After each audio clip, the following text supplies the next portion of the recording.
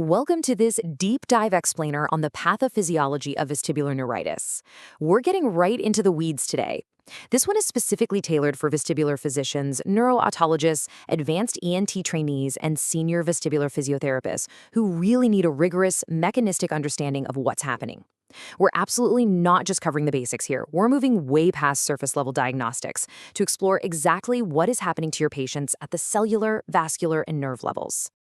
So, we're unpacking the biological mechanics driving this acute vestibular syndrome. We're building a solid conceptual framework drawn directly from the Australian Dizziness Clinic's literature review, which you can easily find over at australiandizzinessclinics.com. We're spanning everything from cellular virology all the way to highly specific vascular anatomy.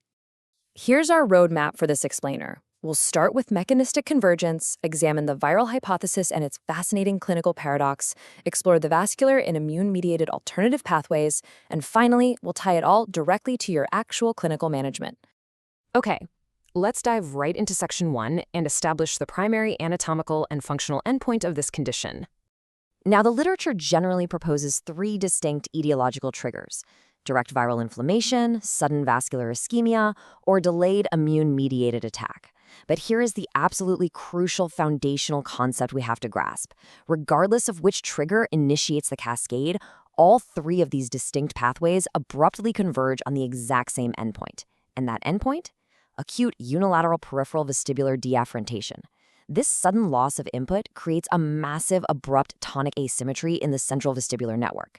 That profound asymmetry is exactly what drives the relentless spontaneous nystagmus, the severe postural instability, and the intense subjective vertigo that your patient is enduring right in front of you in the clinic. Right, let's move on to the viral hypothesis, focusing specifically on HSV-1 reactivation. It's really interesting to examine the dominant mechanistic theory in the literature right now, which is the proposed reactivation of latent herpes simplex virus type 1, or HSV-1, within Scarpa's vestibular ganglion. Think of this process as perfectly mirroring what happens in other sensory ganglia, like the trigeminal ganglion in herpes labialis or the geniculate ganglion in Ramsay-Hunt syndrome. The virus basically lies dormant in a state of latency. Then, upon reactivation, it triggers this fierce, incredibly destructive inflammatory cascade right down the vestibular nerve. And we actually have the foundational evidence for this from the landmark Arbizot histopathological autopsy studies. When researchers looked closely, they didn't just find HSV-1 DNA casually hiding out in about 2/3 of human vestibular ganglia. No, they found CD8 plus T lymphocytes and elevated interferon gamma markers. This isn't just passive viral latency we're talking about. This specific cellular infiltration is the smoking gun of an active or at least recently resolved immune response. It paints a definitive picture of viral-driven inflammation directly within that delicate nerve tissue. What's really brilliant is the elegance of this mechanistic theory. When researchers contrasted the vestibular ganglion with the cochlear ganglion from the exact same autopsy specimens, they found that HSV-1 DNA was rarely detected on the cochlear side. This highly specific viral tropism perfectly explains the classic clinical hallmark of vestibular neuritis that you see every single day. The patient experiences severe, debilitating vestibular loss, but their hearing? Completely preserved. However, this incredibly strong virological evidence leads us straight into a highly debated clinical paradox. Let's talk about the landmark Strep 2004 randomized controlled trial. This trial looked at 3-month caloric recovery rates to gauge vestibular function, and the results were pretty striking. The steroid arm demonstrated an 83% functional recovery, compared to just 58% for the placebo arm. Right, so that decisively proves that inflammation is a massive part of the problem. Yet, incredibly, the asclovir arm, the targeted antiviral therapy, showed absolutely zero additional benefit over the placebo. None.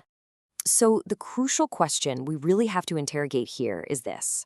If HSV-1 reactivation in Scarpa's ganglion is the primary biological driver of the disease, why do targeted antiviral medications completely fail to accelerate recovery at the bedside? It seems counterintuitive, doesn't it? Well, the resolution to this paradox almost certainly lies in the timing. The timing hypothesis suggests that active viral replication actually peaks well before the onset of those severe clinical symptoms. By the time your patient presents to the emergency department spinning and vomiting, the virus has already done its worst. Active viral replication has largely ceased. So the true problem you're treating at the bedside isn't the virus anymore, it's the aftermath.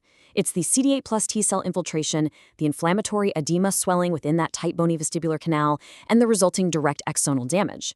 Giving antivirals at this late stage is essentially useless. You're trying to put out a fire that's already burned out, leaving you to deal with the ashes. Let's shift gears to the second hypothesis, vascular ischemic injury. This is typically suspected in older patients who are carrying significant cardiovascular risk factors. When we think about the anatomy, the anterior vestibular artery is a terminal branch of the labyrinthine artery, which usually originates from the anterior inferior cerebellar artery, or ICA. Crucially, it has almost no collateral blood supply to the anterior vestibular nerve and the lateral semicircular canal. It's an anatomical bottleneck. It renders the superior vestibular division highly vulnerable to selective ischemic injury. A microvascular ischemic event rate here produces an identical unilateral deafferentation, which is exactly why we must always keep vascular etiologies firmly in mind, especially for those patients with a high cardiometabolic risk profile. Moving forward, let's explore the third mechanistic pathway, immune-mediated molecular mimicry. This pathway shifts our focus away from direct local infection or ischemia and towards a complex, delayed systemic immune response. Think about the typical patient history you take at the bedside. A patient will often report a prodromal upper respiratory infection at day 0. Then there's a strangely quiet period. It isn't until days 7 to 14 that we see the explosive onset of vestibular symptoms. This 1 to 2 week gap strongly supports the concept of post-infectious molecular mimicry. Basically, the initial viral illness triggers a robust immune response, but due to altered immune parameters, those antibodies cross-react and mount a delayed, highly targeted attack specifically on the vestibular nerve antigens. And this delayed timeline isn't just a theory. It's heavily corroborated by serological data. Studies have consistently identified elevated serum anti-ganglioside antibodies and anti-HSP-70 antibodies in specific subgroups of vestibular neuritis patients following their initial illness. Plus, an incredibly high 40 to 50% of adult cases report the preceding upper respiratory infection. That confirms that systemic viral exposure is a massive catalyst for this localized pathology. Because of that high rate of prodromal respiratory infections, we really have to recognize that while HSV-1 gets most of the spotlight, there are other highly implicated viral culprits we need to consider. The literature points heavily to varicella-zoster virus, Epstein-Barr virus, cytomegalovirus, and even common respiratory viruses like influenza A and adenovirus. Honestly, any of these could easily serve as the initial trigger for that downstream immune-mediated molecular mimicry.